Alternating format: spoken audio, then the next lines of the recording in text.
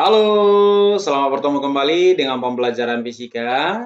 Hari ini kita bahas materi dinamika rotasi fisika kelas 11. Di dalam materi kita sebelumnya, kita sudah membahas tentang torsi. Hari ini kita akan membahas dinamikanya. Kita akan bahas dua hal dulu. Yang pertama tentang percepatan sebuah benda.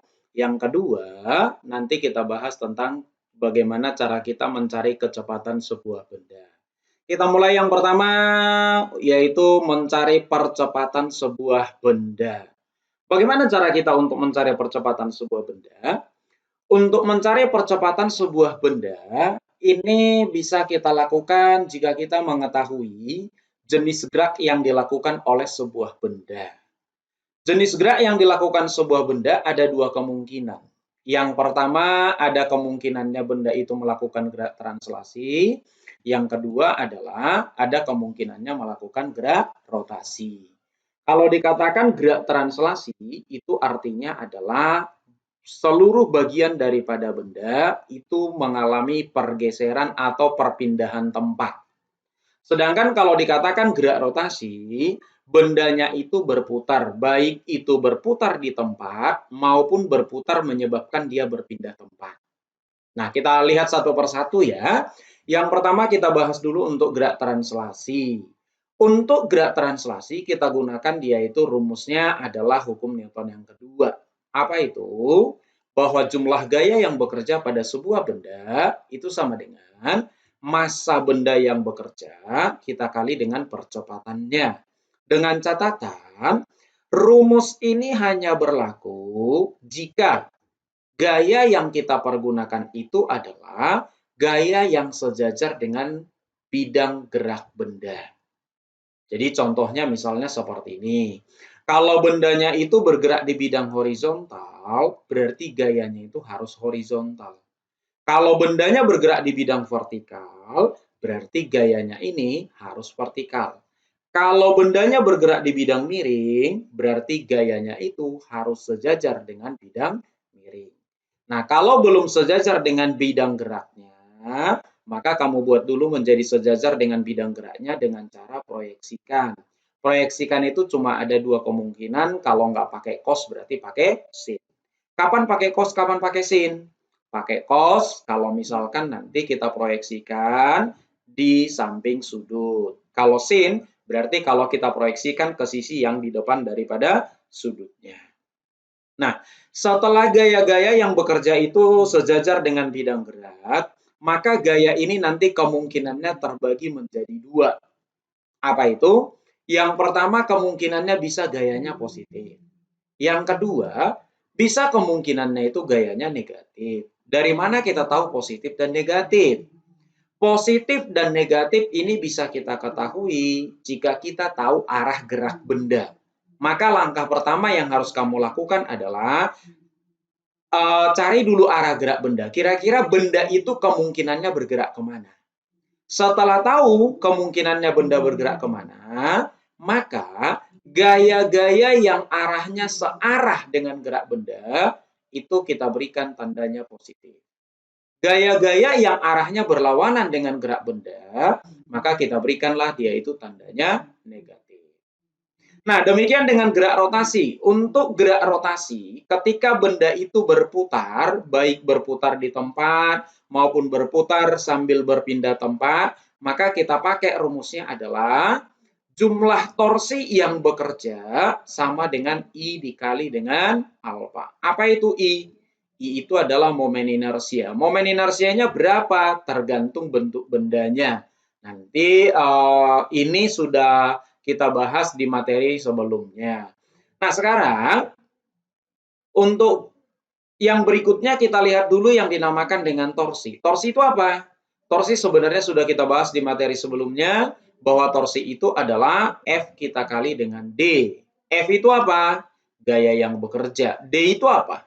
D itu bukan diameter. D itu adalah jarak antara titik poros terhadap gaya secara tegak lurus. Ingat ya, ini jaraknya dari poros ke gaya harus tegak lurus terhadap gayanya. Jadi kalau belum tegak lurus dengan gayanya, berarti itu belum lengan gayanya. Cari dulu yang tegak lurus dengan gayanya, jaraknya dari poros, itulah lengan gaya yang kita masukkan di sini. Nah, setelah kita tahu nilai torsinya, torsi ini juga dua kemungkinan. Bisa kemungkinan torsinya bertanda plus, bisa kemungkinannya torsinya bertanda minus. Kapan plus dan minus? Hampir sama seperti di sini. Tergantung kepada benda itu berputar kemana. Kalau di materi torsi sebelumnya, kita katakan nilai plus dan min ini, ya suka hati itu tergantung kesepakatan kita saja, bisa searah putaran jarum jam yang positif, berarti yang berlawanan yang minus. Atau kita balik, yang berlawanan putaran jarum jam yang plus, yang searah adalah yang minus. Nah, tetapi kalau dia di rumus dinamika rotasi, sigma torsi sama dengan I kali alfa, tidak bisa lagi kesepakatan. Tapi di sini tergantung kepada arah gerak rotasi daripada benda. Kira-kira bendanya berputar kemana? Kalau bendanya berputar berlawanan putaran jarum jam, maka di sini jangan lupa torsi yang plus itu adalah torsi yang searah dengan putaran benda. Jadi kalau bendanya tadi berputar berlawanan putaran jarum jam, berarti torsinya yang positif adalah yang berlawanan putaran jarum jam. Negatif itu terjadi ketika arah torsinya berlawanan dengan arah putaran bendanya. Nah, sedangkan nilai daripada percepatan sudut itu nanti bisa kita hubungkan dengan nilai A. Hubungannya apa? Bahwa nilai percepatan sudut sama dengan nilai percepatan linearnya kita bagi dengan nilai daripada jari-jari lintasannya. Contoh soal. Misalkan di sini kita buat ada sebuah katrol pejal. Masanya adalah M, digantung dua buah beban. Bebannya itu adalah M1 dan M2.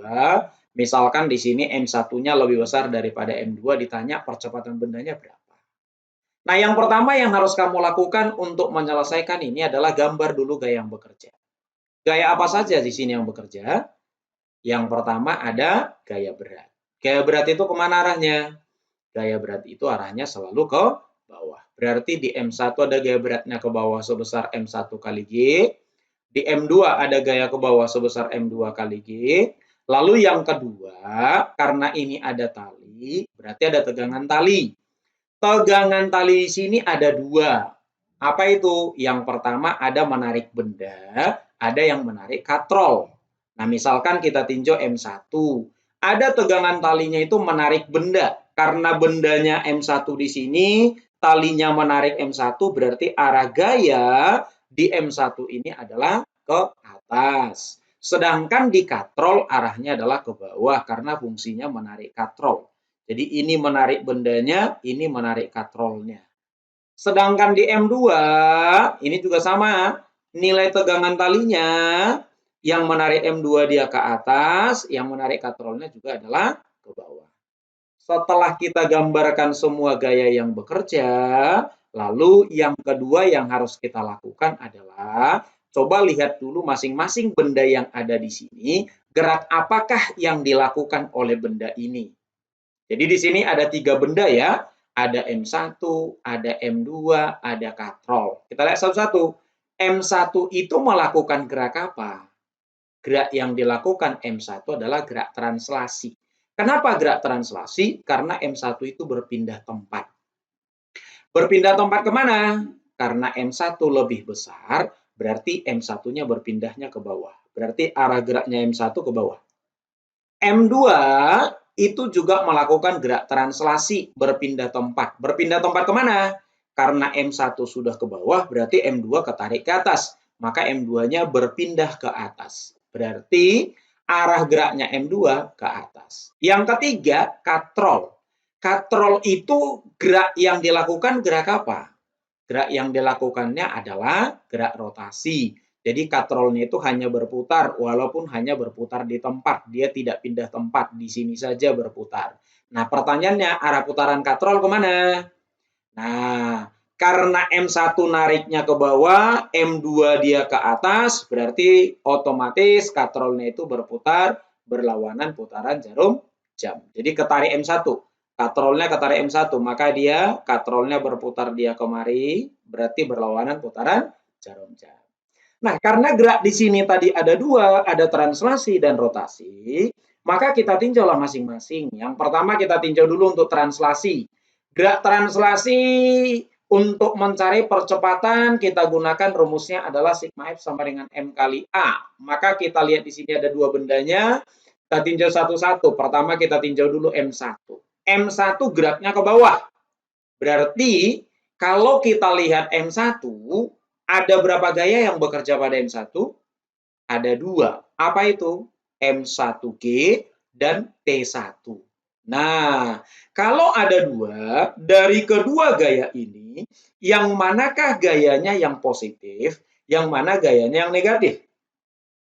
Karena M1-nya geraknya ke bawah, berarti yang searah gerak yang positif. Berarti yang M1G yang positif, yang T1-nya yang minus. Berarti kalau kita masukkan ke sigma F ini, akan kita peroleh M1G minus T1 sama dengan M1A. Jadi M1G-nya tadi plus searah gerak, T1-nya tadi minus berlawanan gerak, sama dengan M kali A. Yang kita tinjau hanya M1, maka M1A. Kita pindah ruas sehingga kita peroleh T1 sama dengan M1G minus M1A. Kita namakanlah ini persamaan pertama. Yang kedua, kita lihat benda yang kedua, M2-nya. M2-nya kan bergerak ke atas. Berarti gaya yang bekerja pada M2 yang positif itu adalah yang searah gerak. Yang mana? T2. Bergerak ke atas berarti yang arahnya ke atas adalah T2. Maka T2-nya yang positif, M2G-nya yang minus. Sehingga kalau kita masukkan ke rumus sigma F, kita peroleh T2 minus M2 kali G sama dengan M2 dikali dengan A. Kita pindah ruas M2G-nya ke kanan, maka kita peroleh T2-nya sama dengan M2G plus M2 dikali dengan A. Yang kedua, kita lihat gerak rotasi. Gerak rotasinya kita pakai rumusnya adalah sigma torsi sama dengan I kali alfa. Torsi itu adalah gaya yang menyebabkan bendanya berputar dikali dengan jarak gayanya terhadap poros. Nah, sekarang yang berputar apa? Yang berputar tadi katrol. Kalau katrol yang berputar, porosnya di mana? Ya, porosnya tentu di sini, di tengah ini. Berarti kalau di sini porosnya, jarak poros ke gaya yang bekerja. Gaya yang bekerja pada katrol ada berapa? Ada dua. Apa itu? Yang pertama ada T1, yang kedua ada T2. Berarti jarak poros ke T1 berapa? Jarak poros ke T1 itu berarti jari-jari daripada katrol. Lalu torsi itu tadi ada dua, yang mana yang plus? Karena katrolnya berputar berlawanan putaran jarum jam, maka torsi yang searah dengan arah gerak daripada katrol itu adalah T1. Berarti torsinya T1 yang plus. Torsinya T2 yang minus. Kita masukkan kemari. Berarti T1 dikali R dikurang, karena tadi torsinya T2 minus, T2 kali R. Ini tadi lengan gayanya. Sama dengan, ini silinder, katrol itu adalah silinder pejal. Karena katrol silinder pejal, maka inersianya adalah setengah M kali R kuadrat. Setengah M kali R kuadrat, kita kali dengan alfanya tadi ganti dengan A per R. Maka kalau ini kita coret, kita coret, kita coret, kita coret, maka tinggal T1 minus T2 sama dengan setengah M kalikan dengan A. Ini M-nya katrol. Masukkan T1-nya dari persamaan 1. Nih, T1-nya substitusi kemari. T2-nya juga dari persamaan 2 substitusi kemari. Berarti kalau T2-nya kita substitusikan kemari, akan kita peroleh persamaannya menjadi M1G minus M1 kali A minus, nih, minus T2. T2-nya kita kali minus. Berarti ini minus M2G minus M2A sama dengan setengah M kita kali dengan A. Pindah ruas. Pindah ruas yang ada A-nya ke kanan. Maka M1A pindah ke kanan, M2A pindah ke kanan, yang ada G silahkan tinggalkan di kiri. Maka kita peroleh M1G minus M2G sama dengan, ini tadi ada setengah MA, Ini pindah ruas ke kanan jadi M1A, pindah ruas ke kanan jadi M2A, maka A-nya ini semuanya kita keluarkan. Berarti kalau A-nya kita keluarkan, akan kita peroleh nilai A sama dengan yang ini yang sisa, M1 minus M2, kita keluarkan G-nya. Yang ini tadi kita keluarkan A-nya jadi pembagi. M1 tambah M2 tambah dengan setengah kali massa katrolnya. Inilah percepatannya kalau misalkan gambarnya seperti ini. Nah, kita lihat yang kedua. Gimana kalau soalnya seperti ini? Ada sebuah bola pejal. Bola pejal menggelinding dari atas sebuah bidang miring. Lalu ditanya, tentukan percepatan bola pejalnya. Bagaimana cara kita mencari percepatannya? Untuk mencari percepatannya, langkah pertama yang harus kita lakukan adalah gambarkan dulu semua gaya yang bekerja. Gaya apa saja yang bekerja? Yang pertama sudah pasti ada gaya berat. Karena bola pejal itu punya massa, maka ada gaya beratnya. Yang kedua, bolanya itu menggelinding. Bola menggelinding itu terjadi jika ada gaya gesek. Kalau seandainya bidangnya ini licin, maka bolanya nggak menggelinding, tapi bolanya itu merosot atau langsung meluncur tanpa berputar. Maka karena dikatakan menggelinding, berarti ada gaya gesek. Gaya geseknya kemana? Geraknya ke bawah, berarti gaya geseknya ke atas. Nah, gaya geseknya ke atas. Lalu apa lagi? Karena ini dia itu berada di bidang, berarti ada gaya yang diberikan oleh bidang pada benda. Dinamakan dengan gaya normal. Nah, sesudah kita pakai semua gambar, sesudah kita gambar semua gaya yang bekerja, lalu yang berikutnya adalah lihat dulu gerak apa yang dilakukan oleh benda. Gerak apa yang dilakukan oleh bola. Nah, bola itu berpindah tempat, berarti ada dia melakukan gerak translasi. Yang kedua, pada saat dia berpindah tempat, dia menggelinding, berarti dia itu berputar, maka ada gerak rotasinya. Sehingga geraknya di sini ada dua, ada translasi dan rotasi, berarti harus kita lihat satu-satu. Pertama kita lihat dulu translasi.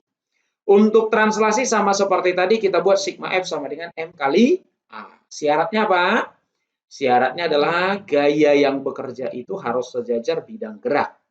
Benda bergerak di bidang apa? Bergerak di bidang miring. Kalau bendanya bergerak di bidang miring, apakah semua gayanya sudah sejajar dengan bidang miring? Gaya gesek sudah sejajar bidang miring. MG-nya? Belum. Gaya normal? Belum. Nah, sekarang kita lihat. MG bisa nggak kita buat sejajar bidang miring? Bisa diproyeksikan bentuk segitiga siku-siku.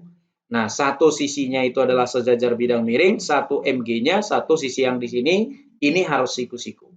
Maka kalau sudah kita bentuk segitiga siku-siku seperti ini, lalu pindahkan theta ini. Theta ini kira-kira kemana posisinya? Apakah di sini atau di atas sini? Di sini nggak mungkin, karena itu tadi adalah siku-siku.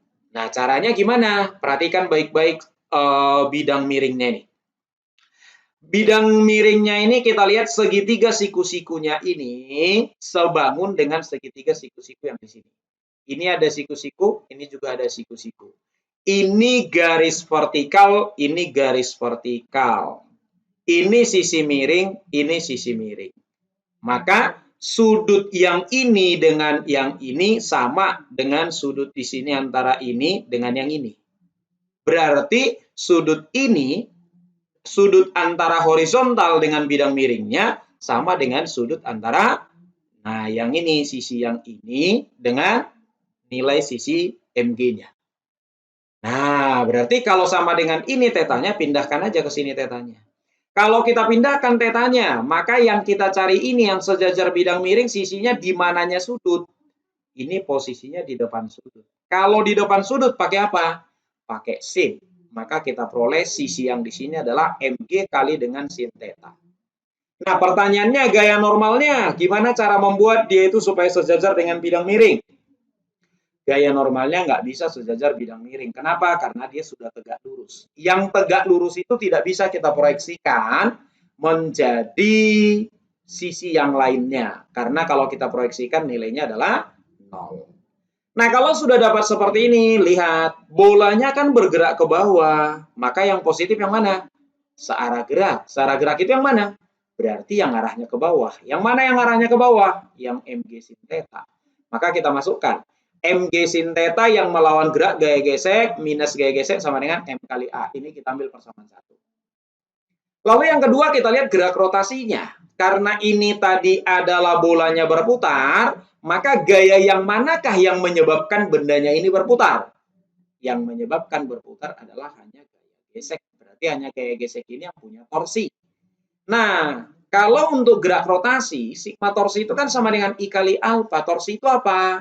F kali jaraknya dari poros secara tegak lurus. Porosnya di mana? Porosnya di sini.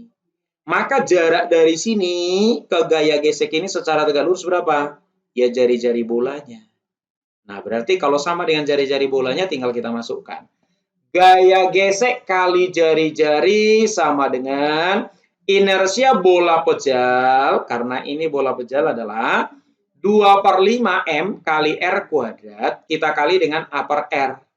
Maka R kuadrat di sini dengan R di sini habis 1, lalu R1 lagi yang di sini habis dengan yang di kiri. Sehingga kita peroleh gaya gesek itu sama dengan 2/5 M kali A. Ini persamaan kedua. Persamaan keduanya substitusikan ke persamaan pertama. Masukkan ke sini. Mg sin theta minus gaya geseknya 2/5 MA sama dengan M kali A. Ruas kiri dan ruas kanan M-nya kita habiskan.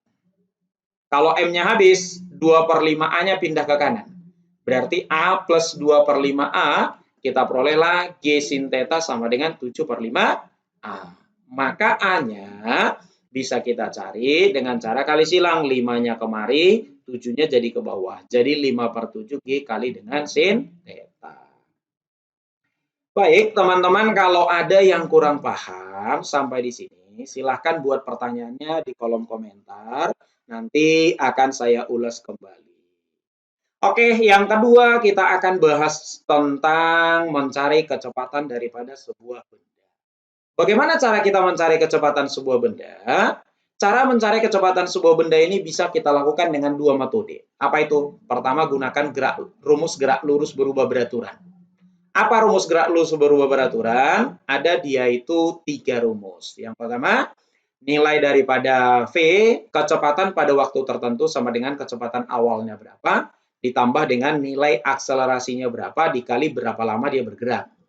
Atau bisa S sama dengan kecepatan awalnya berapa kali waktu ditambah setengah kali akselerasinya berapa kali T kuadrat. Atau rumus yang ketiga, kecepatan pada waktu T dikuadratkan sama dengan kecepatan awal dikuadratkan tambah 2 kali akselerasi dikalikan dengan nilai daripada perpindahannya berapa. Maka untuk memakai rumus ini berarti yang pertama kamu cari dulu A dengan menggunakan rumus kita yang sebelumnya. Atau yang kedua kita gunakan hukum kekekalan energi mekanik. Apa itu hukum kekekalan energi mekanik? Energi mekanik di tempat yang pertama sama dengan energi mekanik di tempat yang kedua. Pertanyaannya, energi mekanik itu apa? Energi mekanik itu artinya adalah energi potensial ditambah energi kinetik. Baik, kita bahas satu-satu. Apa energi potensial?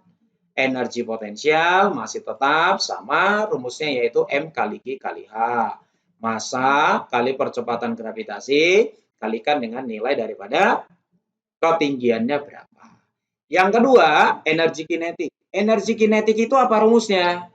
Energi kinetik ini tergantung kepada gerak apa yang dilakukan oleh benda. Sama seperti sebelumnya, gerak itu kita lihat ada yang dinamakan translasi.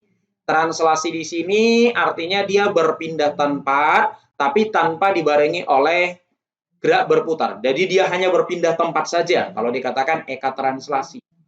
Hanya berpindah tempat tanpa berputar. Maka kalau hanya berpindah tempat tanpa berputar, rumusnya adalah setengah M V kuadrat. Ini rumus yang biasa kita pakai energi kinetik. Yang kedua, ada energi kinetik rotasi. Energi kinetik rotasi ini adalah ketika dia itu berputar, rumusnya kita pakai E-nya sama dengan setengah I kali omega kuadrat. Ini apa? Momen inersia. Omega ini apa? Kecepatan bendanya berputar. I, inersia, itu tergantung kepada benda. Contoh, kalau dia silinder pejal, inersianya setengah mr kuadrat. Kalau bola pejal, inersianya 2/5 mr kuadrat. Kalau bola kosong atau hanya kulit bola, inersianya 2/3 mr kuadrat. Berarti angka di depannya berubah-ubah tergantung kepada bentuk bendanya. Nah, biar lebih gampang, kita buat aja dulu rumus I-nya itu adalah KMR kuadrat. K ini yang berubah-ubah tergantung kepada bentuk bendanya tadi. Sehingga kalau ini kita masukkan ke rumus eka rotasi ini, maka akan kita peroleh eka rotasi sama dengan setengah K dikali M kali R kuadrat. Ini tadi dari inersia, kita kali dengan omega kuadrat. Nah, perhatikan R kuadrat kali omega kuadrat. R kuadrat dikali dengan omega kuadrat itu sama dengan nilai V kuadrat. Dari rumus kecepatan linier sama dengan omega kali R. Maka kalau R kuadrat kali omega kuadrat sama dengan V kuadrat, maka rumus eka rotasi ini bisa kita buat menjadi setengah K M V kuadrat. Ini mohon maaf ya teman-teman, ini salah ketik ya. Harusnya ini EKR, eka rotasi ya. Ini eka rotasi. Jadi eka rotasi sama dengan setengah K MV kuadrat. K ini tadi tergantung kepada bentuk benda. Yang ketiga, bisa geraknya itu adalah berpindah dan ketika dia berpindah dia sambil berputar. Atau yang kita namakan dengan menggelinding.